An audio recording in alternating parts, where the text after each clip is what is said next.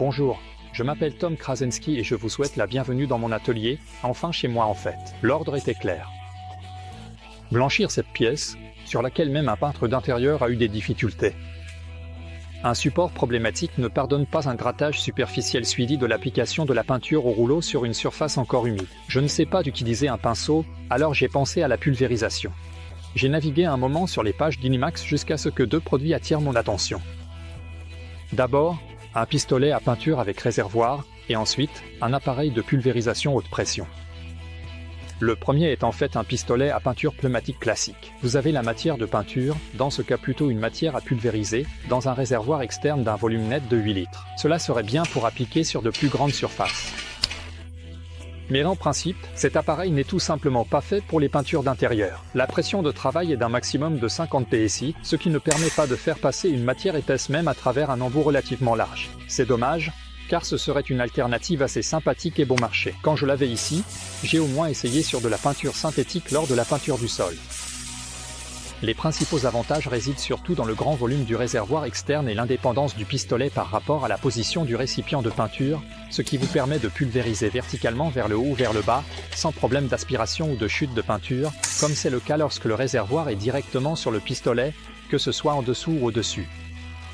En revanche, je vois comme inconvénient la nécessité de se connecter à un compresseur. Le mien, avec 120 litres par minute, n'est vraiment pas suffisant pour un travail raisonnable, donc prévoyez une machine beaucoup plus chère. Si vous n'en avez pas, ajoutez le prix d'un bon compresseur au prix du pistolet. Tenez également compte du fait que, par rapport à un pistolet ordinaire, 2 tuyaux y mènent, ce qui vous limite un peu, et que ce tuyau par lequel la peinture s'écoule, vous devrez le nettoyer avec le pistolet et le réservoir. C'est pourquoi il n'est pas rentable d'utiliser l'appareil pour de petits volumes. Si vous devez vraiment le faire, j'ai un conseil pour vous faire économiser au moins le nettoyage du réservoir. Mettez la peinture dedans dans un récipient plus petit, par exemple dans la boîte d'origine, et plongez le tuyau d'aspiration. Gardez également à l'esprit que le réservoir peut être sous pression, donc avant de dévisser le couvercle, assurez-vous qu'il y a une pression atmosphérique dans le récipient et évacuez toute surpression éventuelle, par exemple avec une certaine valve. On m'a recommandé comme une valeur sur une machine au nom peu engageant, l'appareil de pulvérisation Roma 2. Pour mieux comprendre, je préciserai qu'il s'agit d'un système avec une pompe à membrane capable de développer une pression allant jusqu'à 200 bars. Grâce à cela, il peut même à travers une buse de 0,5 mm pousser près de 2 litres de peinture par minute et fonctionne pratiquement avec toutes les peintures dans leur consistance normale, sans avoir besoin de les diluer de manière drastique. Avec l'appareil de pulvérisation, vous pouvez également appliquer par exemple un primaire.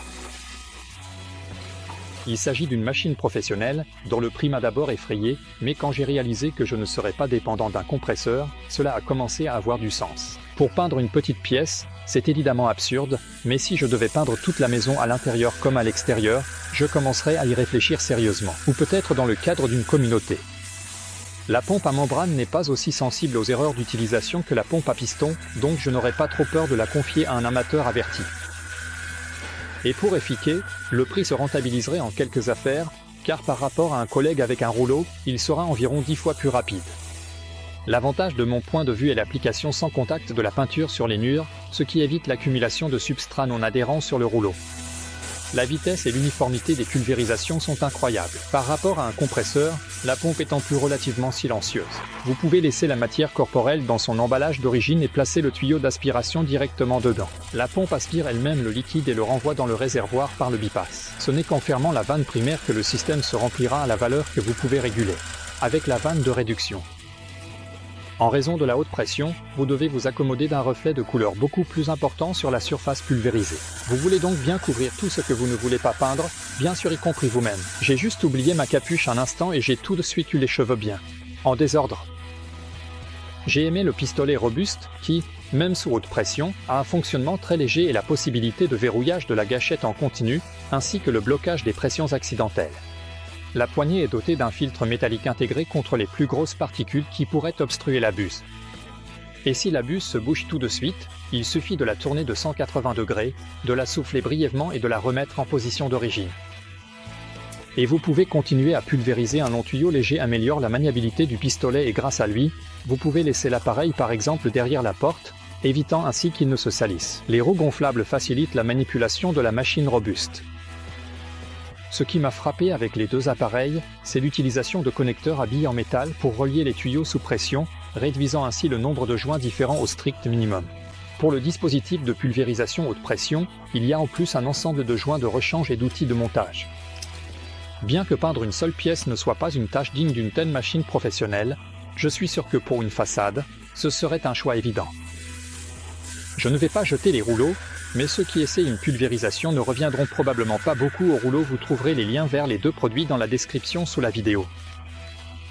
Veuillez vous abonner et en cliquant sur l'icône de la cloche, activez les notifications pour les nouvelles vidéos de l'atelier Unimax. Un like ou un commentaire constructif serait également apprécié. Je m'appelle Tom Krasensky, merci d'avoir regardé et à bientôt dans la prochaine vidéo.